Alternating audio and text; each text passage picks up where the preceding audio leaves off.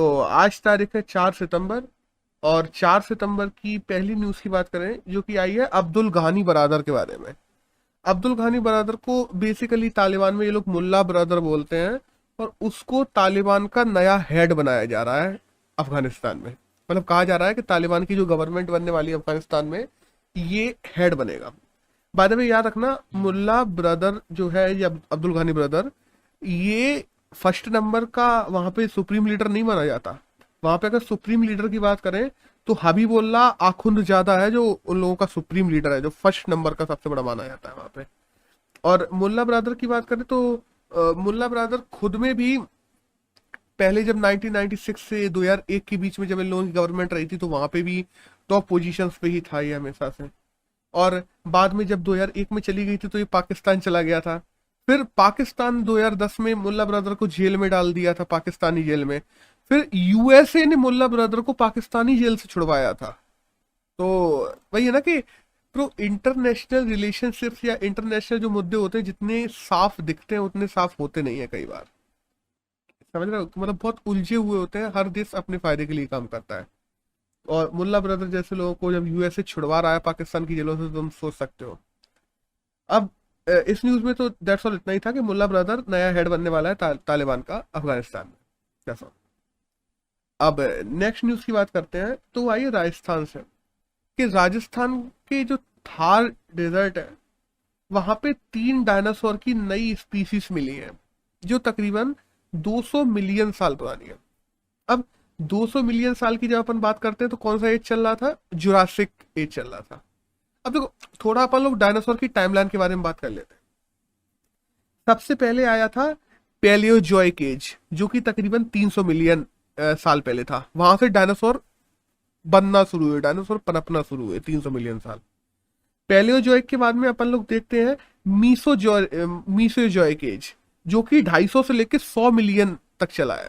और जब अपन देखते हैं मीसोजोइक का एज को 3 अलग अलग एजेस में बांट के रखा गया है। एक तो है टायरासेसिक एज जो कि 250 मिलियन ईयर पे था। एक है जुरासिक एज जो 200 से लेके 100 मिलियन ईयर के बीच में है। और एक है क्रिटेशियस एज जो कि 200 से लेके तकरीबन 100 मिलियन ईयर, वो जो तकरीबन 100 से लेके 50 मिलियन ईयर के बीच में है। अब ये जो अलग अलग एजेस हैं, इन एजेस में अलग अलग प्रकार से डायनासोर पैदा हुए, डायनासोर बढ़े हैं और डायनासोर रहे हैं। लेकिन अगर ज्यादातर बात की जाए तो जुरासिक एज में ही रहे हैं जो 200 से लेकर 100 मिलियन ईयर पहले चला है।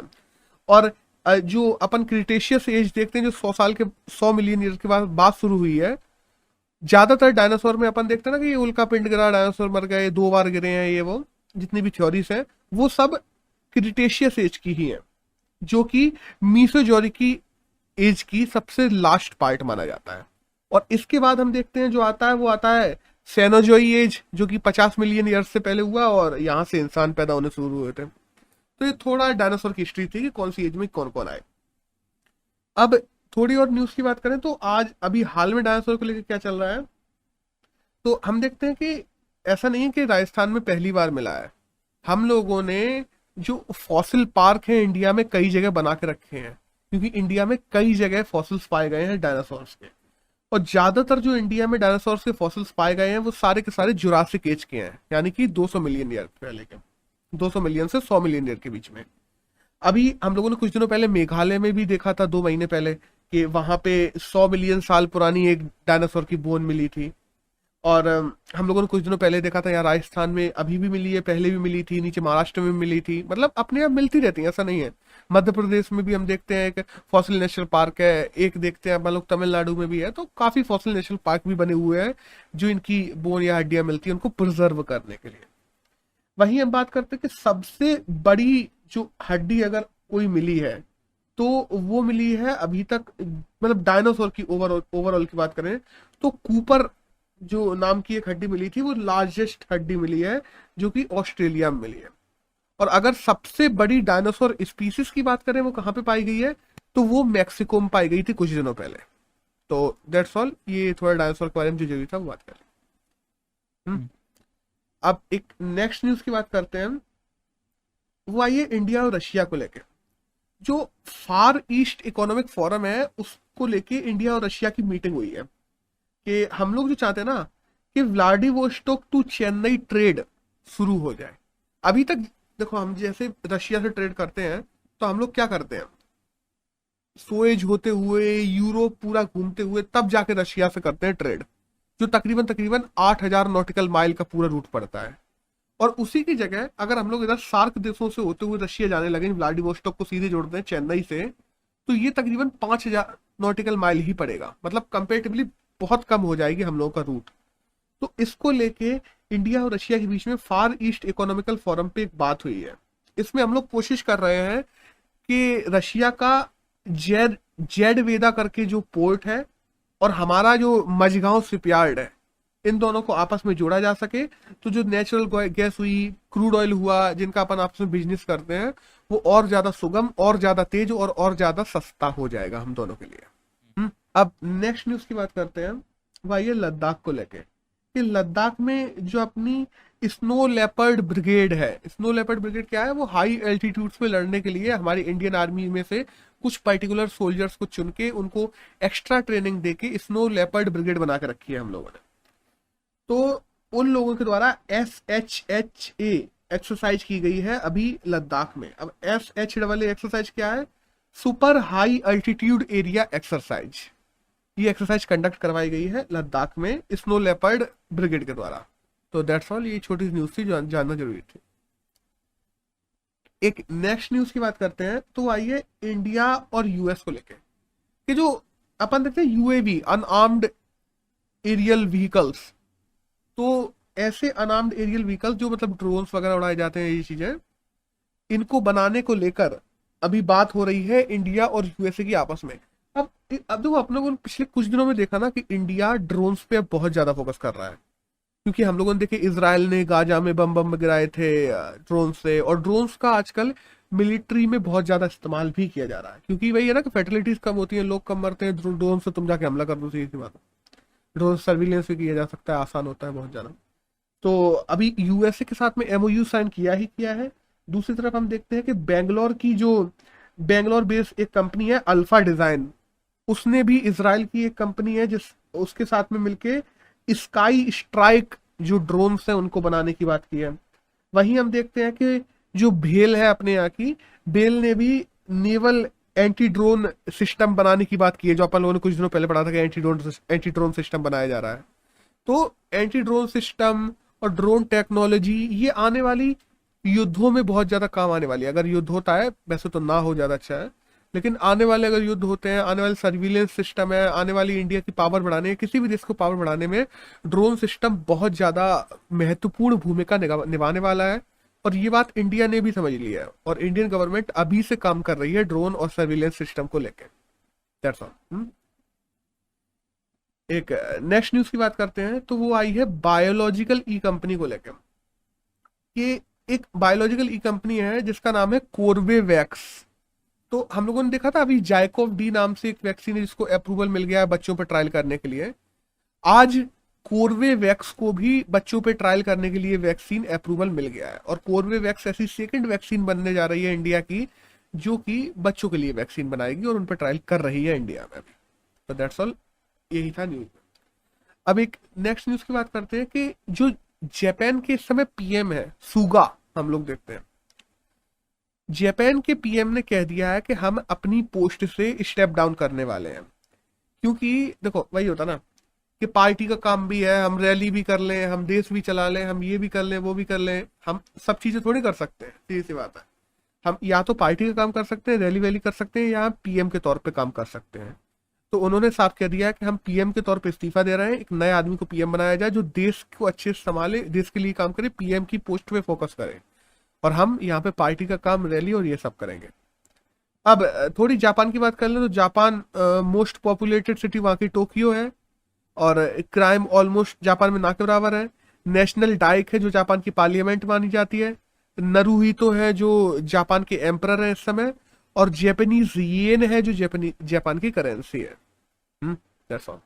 नेक्स्ट न्यूज की बात करें तो एक आई है अलीबाबा को लेके कि अलीबाबा जो शी विजन करके एक प्रोग्राम चलाया जा रहा है चाइना में, शी जिनपिंग के विजन के नाम से चल रहा है। तो अलीबाबा जो वहां की कंपनी है वो तकरीबन 15.5 बिलियन डॉलर खर्च करेगी शी विजन के लिए, जो कि शी विजन बेसिकली इसलिए है कि चाइना की प्रॉस्पेरिटी को आगे बढ़ाना, शी जिनपिंग के विजन को आगे बढ़ाना, चाइना को एक महाशक्ति बनाना, इसके लिए काम कर रहा है। और वहां की जो अलग अलग आईटी फर्म कंपनीज हैं उनसे डोनेशन के रूप में सरकार पैसे ले रही है ब्रो। और पता है ये पैसे केवल लिए नहीं जा रहे, इनके लिए फोर्स भी किया जा रहा है काफी कंपनियों को कि वो लोग शी विजन में पैसे दें। और यही है, तो डेट्स ऑल, अलीबाबा ने तकरीबन 15.5 बिलियन डॉलर शी विजन के लिए देने की कहा है। नेक्स्ट न्यूज की बात करते हैं, तो एक छोटी सी न्यूज है, देखो एग्जाम के लिए जरूरी नहीं है लेकिन बस करंट में बहुत ज्यादा है तो मैंने डाल दिया कि न्यूजीलैंड में इस समय एक इस्लामिक स्टेट इंस्पायर्ड एक टेररिस्ट अटैक हुआ है। और न्यूजीलैंड में अगर कहा जाए पिछले 2 साल में ये दूसरा टेररिस्ट अटैक है, और श्रीलंका का वो आदमी था जिसने वहां पे टेररिस्ट अटैक किया है। तो दैट्स ऑल, ये एक छोटी न्यूज थी। एक नेक्स्ट न्यूज की बात करते हैं, तो आइए नॉर्वे के फंड को लेके। देखो हम बता ना, नॉर्वे ने अपने सोवरेन वेल्थ फंड बना के रखे हैं, अलग अलग पेंशन फंड, ये फंड वो फंड, बहुत सारे फंड्स बना के रखे हैं। नॉर्वे क्या करता है, लोगों से पैसा इकट्ठे करता है, जमा करता है, दूसरे दूसरे देश के लोग भी आके वहां पे जमा करते हैं, उन पैसों को अलग अलग कंट्रीज में लगाता है और वहां से आने वाला इंटरेस्ट सीधे के सीधे अपने लोगों को उपलब्ध करवाता है। नॉर्वे में तो ऐसा भी है कि तुम अगर इतने परसेंट कमा रहे हो तो तुम्हें अपनी जो आय है उसका 15-20% तकरीबन इन फंड्स में या इन शेयर्स में लगाना पड़ेगा। ये मैंडेटरी है नॉर्वे में बाय द वे। तो अब इससे ये पता पड़ता है कि world largest sovereign wealth fund किसके पास में है, तो वो नॉर्वे के पास में है। अब इसमें एक हुई बात, अपन देखते हैं साउथ सूडान। साउथ सूडान में ओएनजीसी अपनी इंडिया की कंपनी और नॉर्वे की जो पेंशन फंड है, नॉर्वे पेंशन फंड, इन दोनों ने मिलकर तकरीबन 1.4 ट्रिलियन डॉलर का एक वेल्थ फंड बनाया था। और उस वेल्थ फंड को ये लोग साउथ सूडान में लगा के वहां से पैसे कमा रहे थे, सीधी सी बात है, काम काम पहुंचा के लोगों को काम देके सब करके। लेकिन नॉर्वे के जो पेंशन फंड है उसने आज घोषणा कर दी है कि हम लोग साउथ सूडान से अपना पूरा पैसा लेके निकलने वाले हैं। क्यों निकलने वाले हैं? उनका कहना यह है कि यहाँ पे बहुत ज्यादा गैर कानूनी काम हो रहे हैं, ओएनजीसी जो इंडिया की कंपनी है ये बहुत ज्यादा गैर कानूनी काम कर रही है, और हमारी इथिकल वैल्यूज हमें यह छूट नहीं देती कि हम ये गलत काम करें। इसलिए नॉर्वे ने साफ कर दिया है कि हम लोग वहां से निकल रहे हैं। तो दैट्स ऑल, ये एक छोटी सी न्यूज थी कि नॉर्वे साउथ सूडान से अपने पेंशन फंड को बंद करने वाला है। हाँ। एक नेक्स्ट न्यूज आई है एचडीएफसी लाइफ को लेकर कि एचडीएफसी लाइफ ने तकरीबन 6,687 करोड़ रुपए में एक कंपनी है एक्साइड लाइफ, जो कि लाइफ इंश्योरेंस उपलब्ध करवाती है, उसको खरीद लिया है। अब एक्साइड लाइफ की बात करें तो इसको 2001 में शुरू किया गया था और इस समय क्षितिज हैं जो इसके सीईओ और एमडी है। तो दैट्स ऑल, इतनी छोटी सी न्यूज से। एक स्पोर्ट्स से न्यूज आई है कि जो अपने प्रवीण कुमार है उन्होंने हाई जंप में सिल्वर जीत लिया है कल। हरविंदर सिंह है जो आर्चर है उन्होंने सिल्वर जीत लिया है कल। और अवनी जिन्होंने 10 मीटर में इंडिया को गोल्ड दिलाया था, उन्होंने 50 मीटर राइफल में ब्रॉन्ज भी जीत लिया है पैरालंपिक में। अब हरविंदर सिंह 15 हो गया मेरे हिसाब से। 17-18 हो गया आज तो सुबह ब्रो, अच्छा। आज मचा ही दिया पैरालंपिक। भाई पता है हाँ। अभी तक में हम बात करें तो पैरालंपिक के पूरे इतिहास में हम लोगों ने 16 मेडल जीते थे। और इस समय अगर आज की अब बात करते हैं तो अभी तक जो न्यूज आई है तकरीबन 18 मेडल तो कंफर्म हो चुके हैं हमारे पैरा ओलंपिक में। मतलब टोटल हिस्ट्री की जोड़ लो ना, उतने तो हम लोगों ने इसी बार में लिया दिए, उससे ज्यादा। तो ओवरऑल, और हरविंदर की बात करें तो हरविंदर पहले ऐसे आर्चर बने हैं जिन्होंने किसी भी ओलंपिक में हम लोगों को कोई मेडल दिलाया है, और अपनी पहली ऐसी लड़की बन गई है जिन्होंने 2 मेडल दिलाए हैं इंडिया को एक ही इवेंट में। तो दैट्स ऑल। मेरे मेरे हिसाब से ओलंपिक में थोड़ी परफॉर्मेंस गंदी रही और पैरालंपिक मेरे हिसाब से सही है। हम बात हाँ। करते हैं ना, जब डिस्कस कर रहे थे, जब ओलंपिक्स चल रहे थे हम्म। तो हम डिस्कस कर रहे थे कि यार इंडिया इतना बड़ा देश है, इतने लोग हैं यहाँ पे, तो हम्म। हम मेडल्स क्यों नहीं ला पा रहे हैं। मेरे हिसाब से ये नॉर्मल है, हाँ, ये वहां कम आए नॉर्मल थे। इंडिया के हिसाब से ये नॉर्मल है कि हाँ। और भाई अभी देखा जाए ना तो आज भी एक जो हमारे शूटर है उनने गोल्ड मेडल जीत लिया है। मतलब ये नॉर्मल है ब्रो। इंडिया के पास में 4-5 गोल्ड मेडल आना और टोटल मेडल टैली 20-25 पे पहुंच जाना, इतना तो नॉर्मल है इंडिया के हिसाब से, इतना तो होना चाहिए। चल आगे चलते हैं। तो इंडियन एक्सप्रेस में एक न्यूज आई है रिलायंस को लेके कि रिलायंस ने कहा है कि वो तकरीबन 75,000 करोड़ ग्रीन एनर्जी में इन्वेस्ट करेगा। और ग्रीन एनर्जी में इन्वेस्ट कैसे करेगा कि वो ऐसी इक्विपमेंट्स बनाएगा, ऐसी चीजें बनाएगा जिनसे ग्रीन एनर्जी से अभी जितनी भी एनर्जी, ग्रीन एनर्जी या ग्रीन रिन्यूएबल एनर्जी से अभी जितनी भी पैसे खर्च करके जितनी एनर्जी निकाली जा सकती है वो है तकरीबन ₹3.5 में एक वॉट। तो उसको घटा के उन लोगों का कहना यह है कि हम ये 75,000 करोड़ खर्च करेंगे, इस कोस्ट को घटा के हम लोग कोशिश करेंगे कि ₹2 में कम से कम 1 वॉट एनर्जी निकल सके, और वो भी ग्रीन एनर्जी से। अब देखते हैं आने वाले समय में क्या होता है। ये तो छोटी न्यूज से कवर कर। एक नेक्स्ट स्कीम है शक्ति स्कीम। देखो न्यूज तो ये है कि शक्ति स्कीम के तहत जो अपनी पावर मिनिस्ट्री है उसने 3 कोल विंडो ऑक्शन कर दिए हैं अलग अलग लोगों को। लेकिन हम लोगों को यहाँ पे शक्ति स्कीम जानना जरूरी रहता है। शक्ति स्कीम क्या है? ऐसी स्कीम है जिसके द्वारा जो कोयले के छोटे छोटे क्षेत्र होते हैं, हम लोग देखते हैं बड़ी बड़ी खदानें नहीं, छोटे छोटे क्षेत्र, छोटे छोटे जो कोयले के क्षेत्र होते हैं उनको अलग अलग लोगों को 3 या 6 महीने के लीज पे दिए जाते हैं, थोड़े थोड़े पैसे लेके ऑक्शन के द्वारा। तो दैट्स ऑल। इसके तहत अभी तकरीबन तकरीबन 3 अलग अलग ऐसी कंपनीज हैं जिनको ऑक्शन विंडो के द्वारा उनको वो जगह दे दी गई है। अब एक नेक्स्ट न्यूज की बात करते हैं, तो आइए ओएनजीसी को लेके और आईओसी को लेके। कि ओएनजीसी और आईओसी दोनों मिलके एक रशिया की कंपनी है जिसका नाम है गैज़प्रोम, उसके साथ में कोयले को लेके एमओयू साइन किया है। हम लोग क्या करेंगे ना, वहां पे जाएंगे रशिया में, गैज़प्रोम के साथ में ओएनजीसी हमारी काम करेगी और वहां उनको कोयला निकलवाएगी। उनको कोयला निकलवाने के लिए हम लोग पैसे उपलब्ध करवाएंगे, अपनी मशीनरीज उपलब्ध करवाएंगे, और बदले में हम लोगों को वो लोग कोयला सस्ते दामों पे देंगे, या हो सकता है मदद करेंगे तो फ्री में भी देंगे, कुछ एक लिमिट तक फ्री में देंगे, उसके बाद में सस्ते दामों पे उपलब्ध करवाएंगे। तो ये अभी इन्वेस्टमेंट है, लेकिन फ्यूचर में इससे इंडिया को गेन होने वाला है। तो देखते हैं ये आगे चल के कैसा होता है, तो वक्त ही बताएगा। अभी के लिए यही न्यूज। एक नेक्स्ट न्यूज की बात करते हैं, वो आइए जिंदल पावर्स को लेकर। हम लोग देखते हैं जिंदल स्टील, जिंदल कॉरपोरेशंस, उनकी ही एक सब कंपनी है जिसका नाम है जिंदल पावर। तो वर्ल्ड वन नाम की एक कंपनी है जो तकरीबन $1 बिलियन का एक करने वाली है, उनके साथ में ट्रेड है, जिसमें जिंदल पावर के 96% शेयर्स बेचे जा रहे हैं, और वर्ल्ड वन कंपनी है जो जिंदल पावर के 96% शेयर खरीद रही है इंडिया में। तो दैट्स ऑल।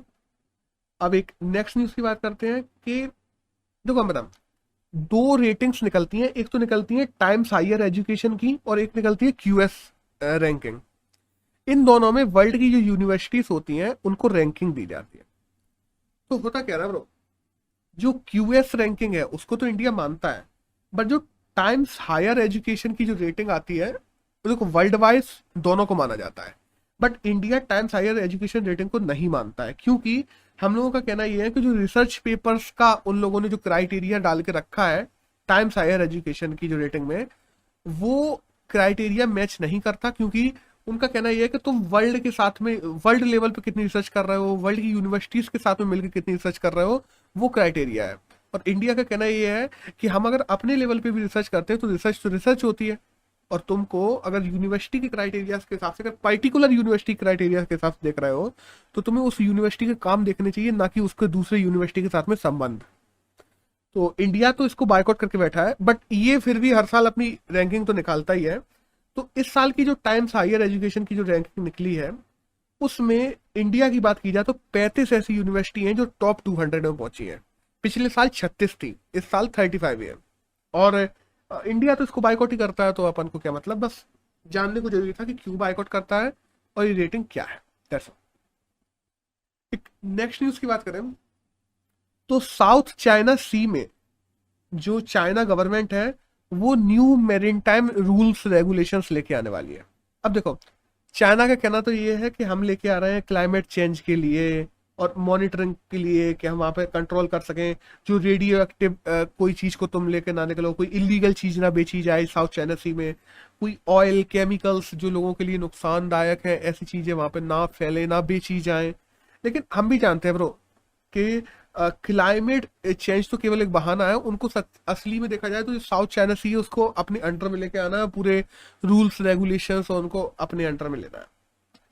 तो तकरीबन तकरीबन अगर अपन साउथ चाइना सी की बात करें तो साउथ चाइना सी चाइना से लेके नीचे तक जो अपन देखते हैं यहाँ पे ब्रूनेई वगैरह वहां तक फैली हुई है। बट हम लोगों ने जो यूएन क्लॉज साइन करके रखा है उस हिसाब से चाइना के पास में उसका आधे से भी कम पार्ट आता है, बट चाइना क्लेम करता है कि पूरी साउथ चाइना सी में हमारा ये अधिकार है। अब थोड़ा अगर साउथ चाइना सी की बात करें तो वर्ल्ड का तकरीबन तकरीबन 5 ट्रिलियन डॉलर का ट्रेड हर साल होता है साउथ चाइना सी से। इंडिया की अगर बात करें ना तो इंडिया का भी तकरीबन 50% ट्रेड साउथ चाइना सी से रूट से ही होता हुआ जाता है। अगर चाइना की बात करें, और देखो चाइना ने ऐसा नहीं है कि साउथ चाइना सी से जो लगे हुए देश हैं उनके साथ में बुरे संबंध है।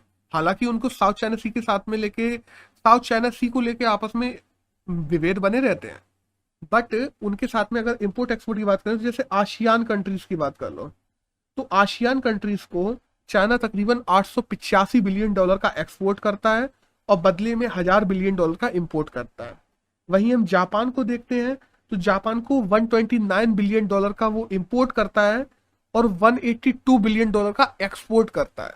तो जितने भी साउथ चाइना सी में देश पड़ते हैं, ये पूरा बताने का मतलब यही था कि चाहे चाइना उनको क्लेम करता हो बट फिर भी चाइना ऐसा मैन्युफैक्चरिंग हब बन के बैठा है कि ये देश चाह के भी चाइना से इंपोर्ट एक्सपोर्ट नहीं रोक पा रहा है और उनको करने ही पड़ते हैं एट द एंड, चाहे भले ही साउथ चाइना सी को लेकर इनमें आपस में कितने भी विभेद बने रहे। अगली न्यूज आई है न्यू डेवलपमेंट बैंक को लेकर। हम देखते हैं ना ब्रिक्स कंट्रीज ने न्यू डेवलपमेंट बैंक बना कर रखी हुई है कि जितने भी ब्रिक्स देश हैं वो उनको लोन्स उपलब्ध करवाती है अलग अलग ट्रेड्स के लिए, आपसी ट्रेड को बढ़ावा देने के लिए। तो हम लोग ने अभी सारी देशों ने ये फैसला लिया है कि एनडीबी में, बाय द वे हम लोगों ने ये भी देखा है कि ब्रिक्स की मीटिंग होने वाली है अभी 9 तारीख को, 9 सितंबर को। तो उसमें जो एनडीबी में अन्य देशों को भी सदस्यता दी जाने की बात कह रही है कि और जो देश हैं उनको भी न्यू डेवलपमेंट बैंक में सदस्यता दी जाए, जिससे वो लोग भी यहाँ से लोन ले सकें, हम लोग भी लोन ले सकें, तो उनसे ट्रेड और इंपोर्ट एक्सपोर्ट या ट्रेड को बढ़ावा दिया जा सके उन सारे के सारे देशों से। अब एनडीबी की बात करें तो मार्कोस है जो इस समय एनडीबी के प्रेसिडेंट है और 2015 में एनडीबी को बनाया गया था। और एनडीबी किसके अंतर्गत आता है? ब्रिक्स देशों ने बनाई थी, ब्रिक्स देश ही इसके हेड है। ब्रिक्स जो कि 2006 में बनाया गया था, 2009 से इसकी हर साल मीटिंग होती है और 2010 में ब्रिक में साउथ अफ्रीका जुड़ गया था तो उसका नाम ब्रिक्स हो गया था। That's all. एक नेक्स्ट न्यूज आई है कोलंबिया को लेके कि कोलंबिया में नया कोरोना का वेरिएंट आया है जिसका नाम है MU variant. By the way इसको अभी WHO के द्वारा पूरी तरीके से मानक नहीं दिया गया है, बट ऑलमोस्ट देने वाले कुछ दिनों में दे देंगे। तो नया MU वेरिएंट कहाँ पे पाया गया कोरोना का? तो वो कोलंबिया में पाया गया। दैट्स ऑल, एक छोटी सी न्यूज से। अब एडिटोरियल की बात करते हैं। तो पहला एक एडिटोरियल आया अफगानिस्तान को लेके। ये देखो, अफगानिस्तान से यूएस गया, लोग बात इस पे नहीं कर रहे हैं कि अफगानिस्तान कमजोर हो गया, लोग बात इस पे कर रहे हैं कि यूएस के जाने के बाद यूएस नाटो फोर्स जो गई हैं उनका फ्यूचर क्या होगा। लोग अफगानिस्तान से ज्यादा यूएस और नाटो फोर्स के फ्यूचर पे बात कर रहे हैं, क्योंकि एक पावरफुल देश के रूप में लोग यूएस को देखते हैं। हम लोग देखते हैं सिविल वॉर के बाद में यूएस नाटो फोर्स एक पावरफुल फोर्स के रूप में उभर के निकली थी, लेकिन क्या लोग अब उन्हें ऐसे देख पाएंगे जैसे लोग देख पा रहे थे? क्योंकि जैसे बात की ना कि अफगानिस्तान के पास में लिमिटेड रिसोर्सेस थे, लिमिटेड लोग थे, 70,000 75,000 जो भी है, उसको भी कहा जाता है कि ये एक्सेजरेटेड वैल्यू है और ये कम ही लोग हैं।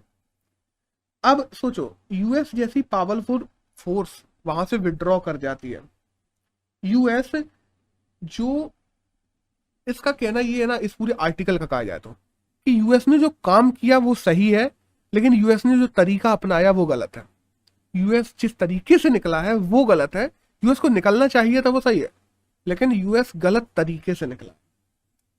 देखो होता क्या ना, हम लोग देखते हैं यूएस एक टाइम पे, अभी पहले देख लो जो बाइडेन से पहले, यूएस या अपन बराक ओबामा के टाइम पे देख लो, यूएस ने अपने 9/11 के बाद में भी वहां पे सरकार अनस्टेबल थी अफगानिस्तान में, उसको स्थापित करने के लिए यूएस पीछे नहीं हटा, वो अफगानिस्तान में बना रहा। साउथ ईस्ट एरिया के अगर टेररिज्म की बात करें या साउथ ईस्ट एरिया के पीस की बात करें, यूएस ने दोनों में पूरा पूरा हाथ बटाया है। क्योंकि अफगानिस्तान में देख लो और भी देशों में देख लो, यूएस हर जगह अपनी पैड या कह लो अपनी धमक जमा के रखा उसने। लेकिन अब जो आए हैं ना नए प्रेसिडेंट जो बाइडन, उनका कहना ये है ना कि जैसे अन्य देश अपने सैन्य अभियान करते थे दूसरे देशों को रीमेक करने के लिए, वो अब नहीं किए जाने चाहिए, वो अब नहीं किए जाने चाहिए। और अब कोई जरूरत नहीं है कि मतलब महाशक्ति के रूप में यूएस का ये फेलियर भी देखा जा रहा है यहाँ पे, कि अगर ये लोग चाह रहे हैं कि अन्य देशों में रीमेक के सैन्य अभियान नहीं किए जाने चाहिए, तो जिन देशों को रीमेक की जरूरत है, जिन देशों को उत्थान की जरूरत है, जिन देशों को ह्यूमन राइट्स डेवलपमेंट की जरूरत है, वो कौन करेगा अगर हस्तक्षेप की नीति अपना लेंगे सारे के सारे देश और दूसरे देशों में हस्तक्षेप ही नहीं करेंगे। हम एक जुड़ी हुई कम्युनिटी है, इंसान, तो हम लोगों को एक दूसरे को देखना चाहिए। और यूएस अपने फेलियर को ऐसे नहीं दिखा सकता। महाशक्ति के रूप में यूएस का डाउनफॉल हो रहा है। और बाय द वे देखो, सच वाली बात बोलूं, ये कुछ ज्यादा ही एग्जेजरेशन कर दिया इन लोगों ने। यूएस का इतना भी डाउनफॉल नहीं हो रहा महाशक्ति के रूप में, बस यूएस को वहां से निकलना था तो वो निकल गया, दैट्स ऑल। लेकिन अब इस पूरे आर्टिकल का मेन मोटो ही यही था कि क्या यूएस और नाटो फोर्सेस को जिस हिसाब से देखा जाता था, जिस हिसाब से उनको इंटरनेशनल रिकॉग्निशन मिला हुआ था कि ये इतने पावरफुल है, ये है वो है, सिविल वॉर के बाद जैसे यूएस महाशक्ति के रूप में उभर के निकला था, क्या वो अपनी स्टेटस बरकरार रख पाएगा, और रख पाएगा तो कब तक रख पाएगा, ये देखने वाली बात है। तो दैट्स ऑल, इस पूरे एडिटोरियल में यही था। बाय द वे यूएस को लेके एक और एडिटोरियल आया है जो बेसिकली जो बाइडन की नीतियों पे निर्भर है। कि देखो, अभी जो बाइडन को आए हुए प्रेसिडेंट बने हुए 1 साल से ज्यादा नहीं हुआ है, और पब्लिकली लोग बोलने लगे हैं कि उन्होंने यूएस के मॉरल्स को गिरा दिया है। अफगानिस्तान में जब संभालने की बारी थी तो वहां से भाग लिए, हमारे लोग मर रहे थे वहां पे क्योंकि यूएस के भी ट्रूप्स मारे गए हैं, यूएस निकल आया, भाग आया वहां से। तुम अगर इतनी ही पीस कीपिंग की बात करते हो तो तुम लोगों ने दोहा वगैरह में जो ट्रीटीज की थी तालिबान के साथ में, उसका क्या हुआ जब यूएस के ट्रूप्स मारे गए? तो लोगों का कहना यह है कि ये सब नहीं होना चाहिए था, राष्ट्र की पूरी छवि को धक्का लगा है इससे इंटरनेशनली। बट वहीं यूएस के जो प्रेसिडेंट है जो बाइडन, उनका कहना यह है कि यह एक नए एरा की शुरुआत है। अब एरा की शुरुआत कैसा है? ये एक नया एरा है जिसमें एक राष्ट्र दूसरे राष्ट्र की राष्ट्र नीति में हस्तक्षेप नहीं करेगा, और यूएस अब अपनी रिजीम चेंज करने वाला है। यूएस हर जगह इंटरफेयर नहीं करेगा। बट देखो, ये तो हम लोग बहुत अच्छे से जानते हैं कि हम लोग इंटरनेशनली देशों को देख लें, चाहे तुम टर्की चले जाओ, चाहे तुम रशिया चले जाओ, चाहे तुम सूडान चले जाओ, चाहे तुम अफ्रीकन देशों में चले जाओ, चाहे तुम साउथ अमेरिका चले जाओ, देशों के इवन दो इलेक्शंस तक को इन्फ्लुएंस किया है यूएस ने अपने फायदे के लिए। तो ये बात, पहले तो देखो ये देश कह कौन रहा है, और फिर ये बात कैसे कही जा रही है, क्या ये सच में हो पाएगा? क्योंकि अगर तुम्हें देखो, दूसरी तरफ अगर तुम्हें वर्ल्ड लीडर बन के रहना है तो तुम्हारा इंटरनेशनल इन्फ्लुएंस बना रहना जरूरी है। जो हम लोग दूसरी तरफ देख रहे हैं कि चाइना बढ़ाता जा रहा है अपना, और यूएसए एक तरफ कम होता जा रहा है। अब जो बाइडन का कहना यह है यहाँ पे कि हम अमेरिका फर्स्ट की नीति लेके चलेंगे, हमें दुनिया के देशों पर ध्यान नहीं देना है, हमें खुद की इमेज, खुद की प्रेस्टीज जो लॉस हुई है उसको करना है, बनाना है वापस, और मेक अमेरिका ग्रेट अगेन पे हम लोगों को ध्यान देना है। बट क्या ये इस तरीके से हो पाएगा जिस तरीके से जो बाइडन का कहना है? क्योंकि अगर तुम्हें वर्ल्ड पावर बनना है, तुम्हें नेशन में दमदार बनना है, तुम्हें ताकतवर बनना है, तो तुम्हें ये करना भी जरूरी है दूसरी तरफ कि तुम्हें इंटरनेशनली इन्फ्लुएंस बनाए रखना उतना ही इंपॉर्टेंट हो जाता है। तो दैट्स ऑल, इस एडिटोरियल में तो इतना ही था। अब एक आज के लास्ट एडिटोरियल की बात करते हैं, तो वो आया है जीएसटी को लेकर। बहुत छोटा सा एडिटोरियल है कि पिछले 11 महीनों में हम देखते हैं, केवल पिछले जून को छोड़ दिया है, तो जीएसटी कलेक्शन लगातार बढ़ रहा है हमारा। और यह जो बढ़ा हुआ कलेक्शन है, क्या इस जीएसटी कलेक्शन जो बढ़ रहा है लगातार, इसको हम अपनी इंडिया की इकोनॉमिक रिकवरी को जोड़ के देख सकते हैं? क्या इसको इकोनॉमिक आउटलुक के रूप में देख सकते हैं? ये मुद्दा है इस पूरे। क्योंकि हम देखते हैं ना कि लग्जरी टैक्सेस हुए, एंट्री टैक्स हुए, entertainment tax, excise tax, CST, VAT और बहुत सारे टैक्स हैं जो इनडायरेक्ट टैक्सेस हैं, उनको खत्म करके 2017 में 1 जुलाई 2017 को जीएसटी लाया गया था। फिर जीएसटी काउंसिल बनी, उनकी बार काउंसिल बनी, स्टेट काउंसिल्स बनी है, और ये सारे लोग मिलके काम करते हैं जीएसटी को कलेक्ट करने में। पिछले साल अगस्त की बात की जाए तो 1.12 लाख करोड़ है जो जीएसटी कलेक्शन आया है, जो कि पिछले साल से तकरीबन 30% ज्यादा है। और पिछले साल तो देखो पैंडेमिक भी चल रहा था, इसलिए इतना ज्यादा है। लेकिन अगर हम लोग पोस्ट पैंडेमिक एरा से भी कंपेयर करें कि 2019-20 में, तो उससे भी तकरीबन 14% ज्यादा है जीएसटी कलेक्शन। अब लेकिन यहां पे सबसे बड़ी प्रॉब्लम पता क्या आ रही है, जीएसटी कलेक्शन तो हो रहा है बट ये एक अनइवन रिकवरी है हमारी इकोनॉमी की। क्योंकि अगर तुम जीएसटी कलेक्शन को इकोनॉमिक रिकवरी से जोड़ के देखते हो तो तुम्हें लगेगा अरे वाह, इंडिया तो नॉर्मल ट्रैक पे आ गया और अच्छा ग्रोथ कर रहा है। लेकिन जब हम रिकवरी के डाटा को देखते हैं तो हमको दिखता है कि सेक्टोरल वाइज किसी किसी में तो सेक्टर्स में बहुत अच्छी रिकवरी हो रही है, कोई कोई सेक्टर डाउनफॉल में जा रहा है। कि जो अपन कहते हैं ना कि वी शेप रिकवरी की जगह के शेप रिकवरी होने लगी है, कि कुछ सेक्टर गिरते जा रहे हैं, कुछ सेक्टर बढ़ते जा रहे हैं बीच में से। और स्टेट वाइज भी देखा जाए तो कुछ कुछ स्टेट बहुत अच्छा रिकवर कर गए हैं, उत्तराखंड जैसे स्टेट्स जिन्होंने अपने यहाँ वैक्सीनेशन ऑलमोस्ट पूरा कर लिया, 100% कर लिया, और वो काफी आगे निकल गए हैं। और दूसरी तरफ वहीं हम देखते हैं कि दूसरे जो सेक्टर्स हैं जैसे सर्विस हो गया, टूरिज्म हो गया, एक्सपोर्ट हो गया, वो सेक्टर गिर रहे हैं।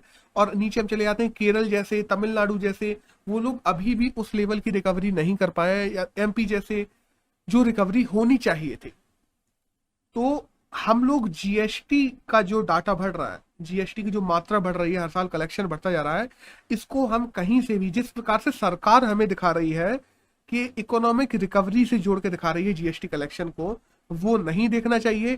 जीएसटी कलेक्शन कभी भी इकोनॉमिक रिकवरी का मानक नहीं हो सकता, इकोनॉमिक आउटलुक का मानक नहीं हो सकता, क्योंकि इसमें बैक एंड पे अनइवन रिकवरीज हो रही हैं जो कि सेक्टोरल और स्टेट वाइज अलग अलग है। तो दैट्स ऑल, यही था इस पूरे का कोर। और अगर हम 4 सितंबर की बात करते हैं तो आज के करंट में जितना भी जानने का जरूरी था वो यही था हमारे सारे पेपर से। तो दैट्स ऑल।